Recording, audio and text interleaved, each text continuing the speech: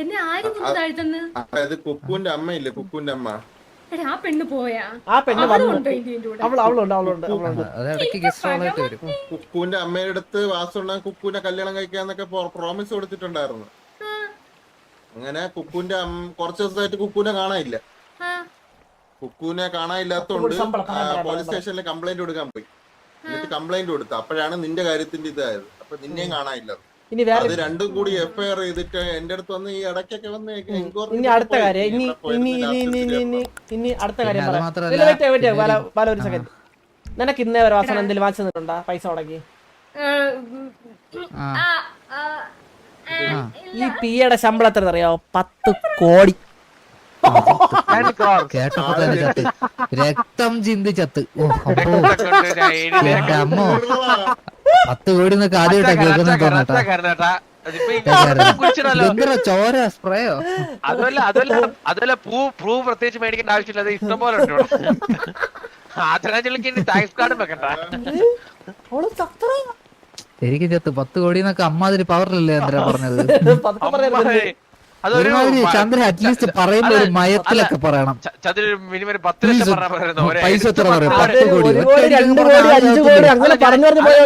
അല്ല ഞാൻ എക്സ്പെക്ട് ചെയ്യായിരുന്നു. കസേര ഇരുന്നപ്പോഴേ ഡെത്ത് എക്സ്പെക്ട് ചെയ്തായിരുന്നു. അല്ലെങ്കിൽ ഒരു ക്ലൂ എങ്കിലും കൊടുക്കും. ഒറ്റയടിക്ക് കേട്ടതൊന്നും കേട്ടിരിക്കാനുള്ള ഇത് കാണത്തില്ല. ആർക്കായാലും ത്രാണി ഒരു സൗണ്ട് പാടില്ല. ഒരു ഫോട്ടോ എടുത്ത് വാസുവിന്റെ അടുത്ത് പറയാം തലറങ്ങി വേണം. ഒരു പാവട എന്തോ അത്ര സിൻസിയർ ആയിട്ടാണ് അപ്പൊ അവള് നോക്കണേ. വാസുണ്ണ മാറി ഒന്ന് കണ്ടപ്പോ നീങ്ങുന്നേ.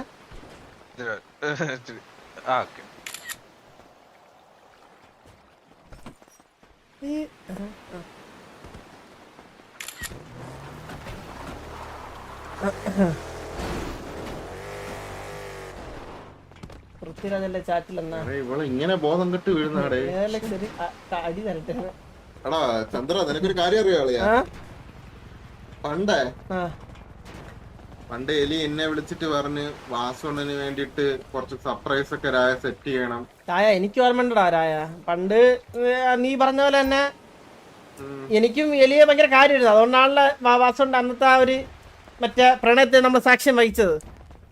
താജ്മഹലും ഒരു ദിവസം കൊണ്ടാണ് താജ്മഹലൊക്കെ നമ്മൾ അറിയല്ലോ. വാസുണ്ണൻ ഇങ്ങനെ ഒരു എലിയെ കഷ്ടപ്പെടുത്താ അല്ല, എലിയെ സെറ്റ് ആക്കാൻ വേണ്ടി നിന്നെ രോഗിവരാക്കി കളഞ്ഞു. അത് രോഗിയായിരുന്നല്ലോ ഓൾറെഡി. ശരിയാണ് നീ രോഗിയായിരുന്നത്. പുറത്തുപോയ തിരിച്ചു വന്നു തന്നെ. ആള് പോയി. പോയി